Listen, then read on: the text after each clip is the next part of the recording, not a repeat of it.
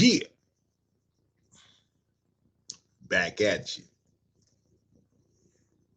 Mafia Material Mobcast, episode 69, nigga. Whew, it's Thursday. Well, it's Friday, but I was going for Thursday. Oh, man. So, while we're on the subject of the Grammys, man, before we get out of here, we got to talk about Freddie Gibbs. Yeah. The rabbit got the gun. Well, he got the Grammy. Freddie Gibbs makes history, man, from Gary to the Grammys. First nigga to do it since Mike. That's big. You know what I'm saying? Yeah, you in good company, nigga. And we can't forget the Jeezy lesson, the Jeezy fumble Freddie Gibbs. Considering, how the homie career going.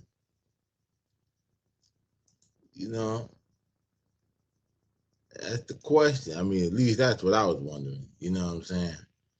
Now, February 1st, 2026, the 68th Annual Grammy Awards. While the world was looking at, the usual suspects, a major piece of history was being written in the Midwest. Shout out to Midwest. Freddie Gibbs, the rabbit himself, the rabbit with the gun, officially became the first rapper from Gary, Indiana, to ever take home a Grammy. Now, when you think about Gary, Indiana, and you think about the Grammys, your mind goes straight to Jackson Street, nigga. Michael, Janet, the whole Jackson family, Tito, Jermaine, all them niggas. Yeah, they defined that city's legacy for decades. But that night, February 1st, spotlight shifted just a little bit. Yeah, man, the win in the history.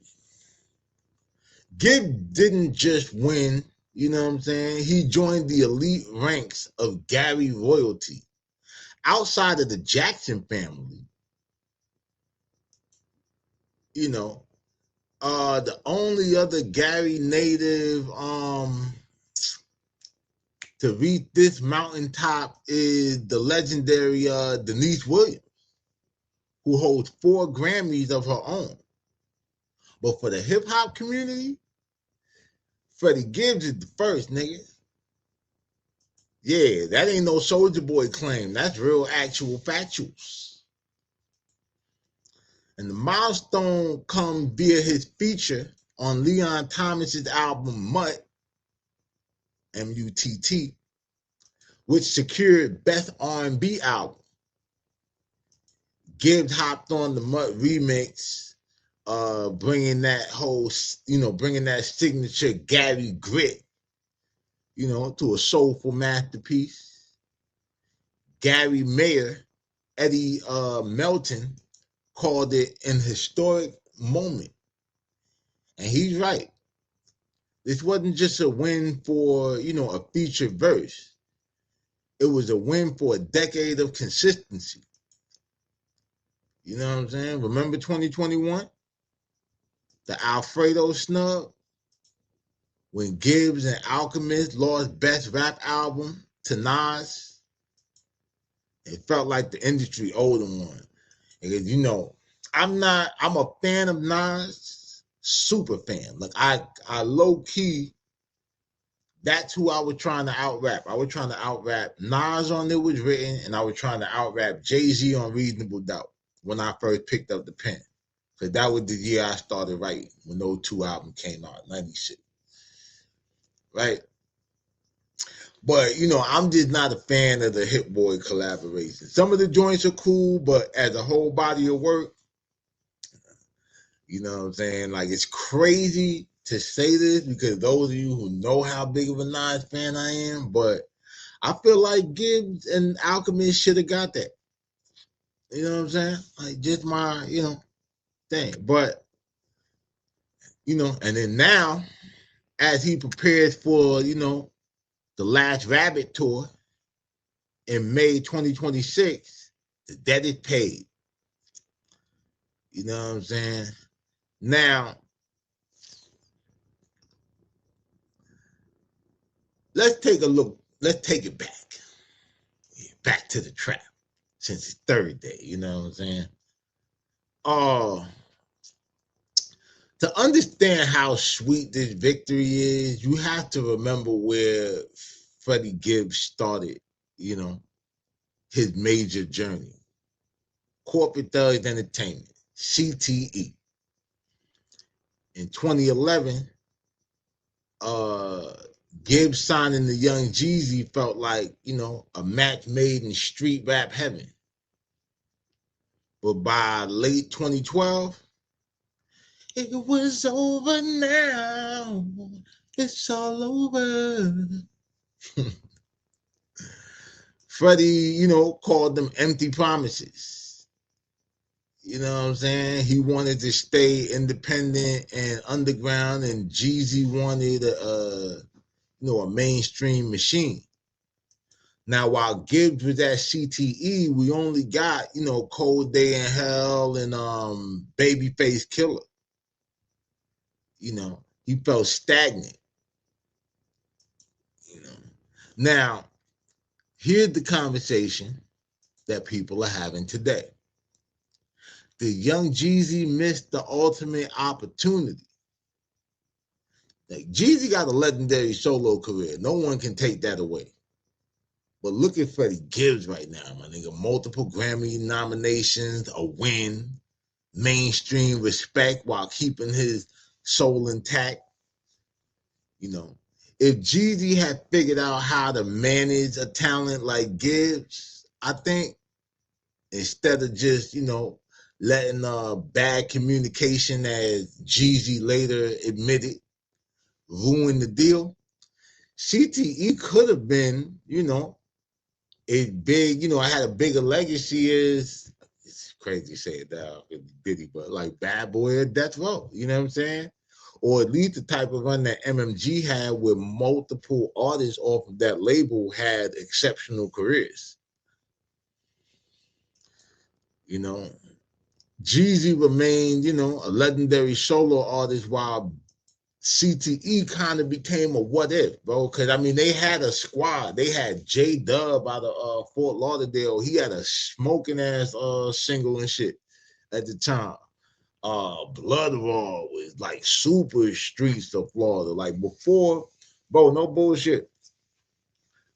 Like Blood Raw, and I feel like he around the same time that Ross was coming out and shit, like Blood Raw was actually in Panama City, Florida, like, putting Stain down, with the music and shit, and really showing that other side of that Florida life. It ain't all just booty shaking and shit. You know what I mean? It's AKs, bald heads, fret, dreads and braids, you know what I'm saying? And fades and shit.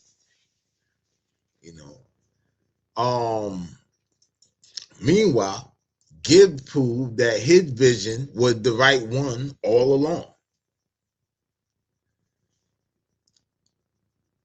Sometimes it be like that. Like, you gotta let the artist be the artist, man. But the good news is, in all of this, is that the beef is buried.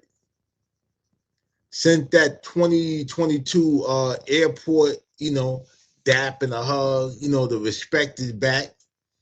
Gibbs even admitted that, Jeezy is still one of his favorites.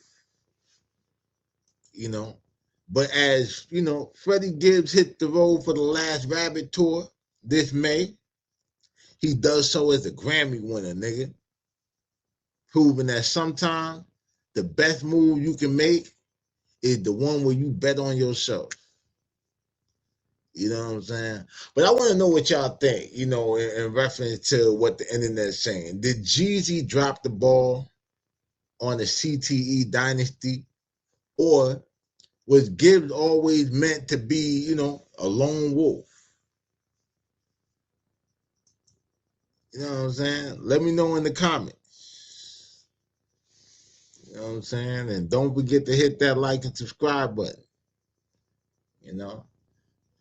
But yeah, I mean, shit, bro. Jeezy definitely had he had a squad that could have went all the way. Like I said, yeah, Freddie Gibbs. I mean, shit, he had Boo Rossini. You know what I mean? Boo was dope as hell. Blood Raw, Slick Puller could rap his ass off. Like Slick Puller, like I remember Slick Puller on that Trap or Die shit, you know what I'm saying? He had this crazy freestyle. I forget to what beat, but I was just like, I don't know, at the time, I was like, damn, bro, this nigga got some punchlines on this shit. You know what I'm saying?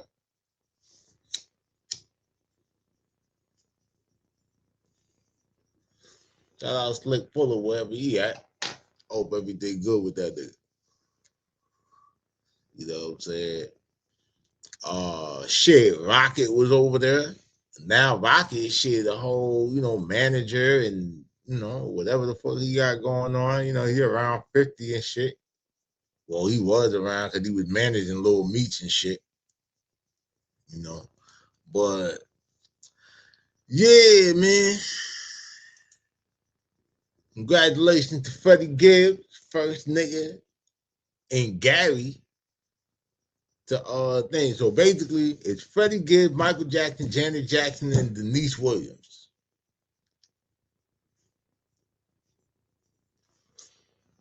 That's fucking dope, bro. That's dope as hell. I'm really happy for that nigga because I fuck with Gibbs. You know what I'm saying? I definitely fuck with Gibbs. Yeah, but that is our motherfucking show for today. Mafia Material Mobcast. We covered LaBar's Bromance Span update, C Murder's last appeal, get denied. We did some Grammy talk. No, got you all covered, man.